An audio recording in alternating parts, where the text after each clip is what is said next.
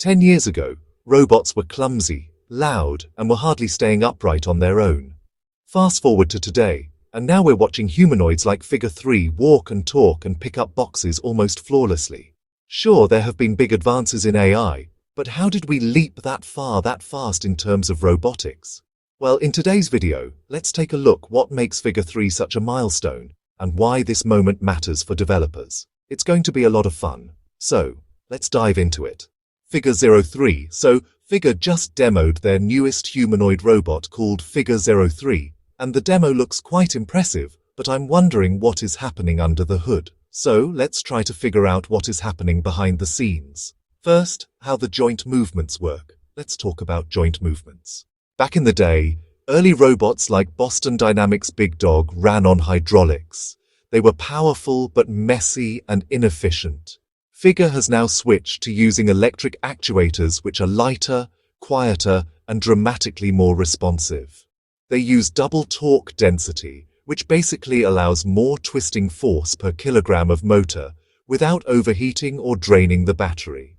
Most of their joints use something called a quasi-direct drive, a low-ratio gearbox that cuts friction and lets the control software feel the world almost instantly. You can think of it as high-resolution muscles, more responsive, less delay, and way easier to balance. And now, let's talk about walk stabilization. Walk stabilization. This is one of the hardest things for a humanoid robot to do. Balancing a humanoid is hard because you're basically juggling physics equations in real time. Older robot systems used fixed routines, which decided what to do based on fixed commands. So, if you lean left, move the right foot here. Now control stacks have become hybrid. They are now part physics, part machine learning. The physics side runs a method called hierarchical inverse dynamics, hundreds of times per second. That's just a fancy way of saying it continuously solves how to move every joint so that the robot's center of mass stays inside a support polygon. This is an imaginary shape drawn around its feet. If the center of mass leaves the zone, the robot might tip over. The fact that we see Figure walking on uneven terrain in one of the demos suggests that they have truly solved the balancing issue, although, as we can see, it is still walking very slowly. And this would make for a really annoying slow delivery robot. But still, this is very impressive. Next, let's vision and touch talk about vision and touch. Early robots used to have sort of a tunnel vision. They had a single camera with a heavy response lag. But today, humanoids like Figure 3 have stereo cameras with a 60% wider field of view, running at twice the frame rate and 1/4 of the latency. And that's a big deal because in robotics, latency is death. If your sensors are even 100 milliseconds late, your performance speed will have a serious lag. What's even cooler is the fact that Figure 3 has palm cameras and fingertip sensors that can detect forces as light as 3G. That's like feeling a paperclip slipping before it falls. This combination of vision and touch lets it perform precise manipulation. And here's something nobody talks about. Heat and cooling. Here's the unglamorous truth.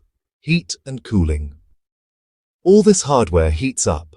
Actuators, GPUs, and batteries packed into a tight shell create a massive thermal load. Figure claims to have a battery design which includes active cooling channels built into their die-cast frame, and they claim that they use forced air cooling which moves heat through the ducts inside the body. Figure also uses a 2.3 kilowatt-hour battery pack, which can sustain the humanoid's activity for up to 5 hours and supports 2-kilowatt inductive charging through its feet. So basically, they have found a clever way to solve both heating and battery charging using its own design and built limitations, which is quite cool. But now the brain, Helix, let's talk about execution. Figure uses a large behavior model called Helix to perform most of its actions. I talked about large behavior models in one of my previous videos, so you can check that out over here if you're interested. But the coolest thing is that Figure is constantly learning and iterating. When it's not on active duty, it can offload data to a data center using a 10 GB per second millimeter wavelengths for centralized training. That way, all the robots can collectively improve their reasoning with every iteration they perform. But as developers, I'm sure what's running under the hood. We're all asking the same question. What is actually controlling Figure? What does the code look like? What kind of AI toolkit is it running? And how can it run inference efficiently on those onboard GPUs? While Figure hasn't open-sourced its control stack, there are some interesting breadcrumbs that give us an idea what might be happening.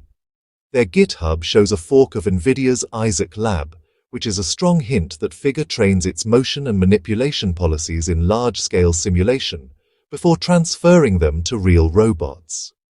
Isaac Lab lets you spin up thousands of parallel virtual robots, randomize their environments, and train control policies using reinforcement learning. That's exactly how you would teach a humanoid to walk, grasp, and recover balance without wrecking real hardware. Then we see that their organization is using repositories like Motor Real-Time and Motor Messages, suggesting a layered architecture that separates hard real-time joint control from higher-level logic. This suggests it's running on low-level C++ loops, keeping the actuator stable, while higher layers handle planning and coordination. Another repo called Light Glue on NNX focuses on feature matching and visual alignment. That is likely part of their perception stack. It helps the robot identify key points in the environment for depth and spatial reasoning. Pair that with NV-Blocks, a GPU-accelerated voxel mapping library, and we get a clear picture that Figure is probably building dense 3D reconstructions of the world in real time, not just using 2D camera feeds. Together, these clues suggest that Helix, their proprietary brain, sits on top of a very modular, the new era of robotics stack. So, what does this all mean for us developers? Well, we are entering in a new era where robotics are no longer locked behind billion-dollar labs.